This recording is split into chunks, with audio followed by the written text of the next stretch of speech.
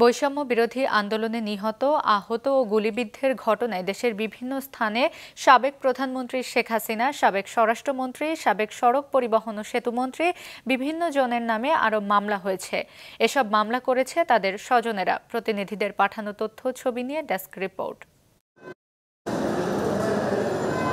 বৈষম্য বিরোধী ছাত্র আন্দোলনে সিলেটে পুলিশের গুলিতে সাংবাদিক এটিএম তুরাব নিহতের ঘটনায় সাবেক স্বরাষ্ট্রমন্ত্রী আসাদুজ্জামান খান কামাল, সিলেট মহানগর পুলিশের উপকমিশনার আজবাহার আলী শেখ সহ 18 জনের নাম উল্লেখ করে এবং অজ্ঞাত 250 জনকে আসামি করে মামলা করেছে তার পরিবার।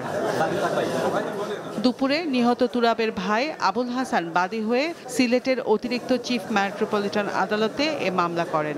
মাননীয় অতিরিক্ত চিফ মেট্রোপলিটন ম্যাজিস্ট্রেট আদালতের কোর্টে আজকে পত্র মামলা দায়ের হয়।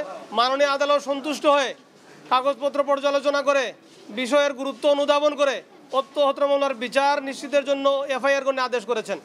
শাহজালাল বিজ্ঞান ও প্রযুক্তি বিশ্ববিদ্যালয়ের শিক্ষার্থী রুদ্র সেন মৃত্যুর ঘটনায় বৈষম্য বিরোধী ছাত্র আন্দোলনের সমন্বয়ক হাফিজুল ইসলাম বাদী হয়ে একই আদালতে আরও একটি হত্যা মামলা দায়ের করেন।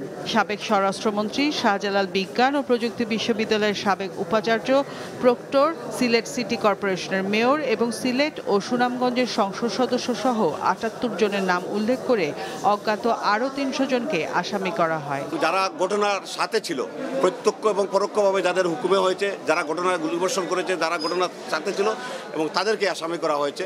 এবং আমরাও চাই এইসব জঘন্যতম হত্যাকাণ্ড আমাদেরই সন্তানেরা যারা হত্যাকাণ্ড হয়েছে এদের বিচার যেন বাংলাদেশের মাটিতে হয়।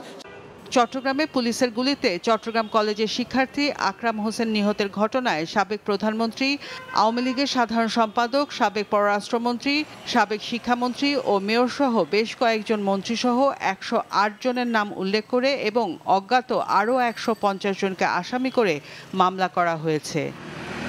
গতরাতে নগরীর পাঁচলাইশ থানায় নিহত ওয়াসিমের মা জ্যোৎস্না বেগম এ হত্যা মামলা দায়ের করেছেন। নারায়ণগঞ্জের সিদ্ধিরগঞ্জে মাছ ব্যবসায়ী মিলন নিহত হওয়ার ঘটনায় শেখ হাসিনা সহ 62 জনের নাম উল্লেখ ও অজ্ঞাত বেশ কয়েকজনের বিরুদ্ধে মামলা হয়েছে।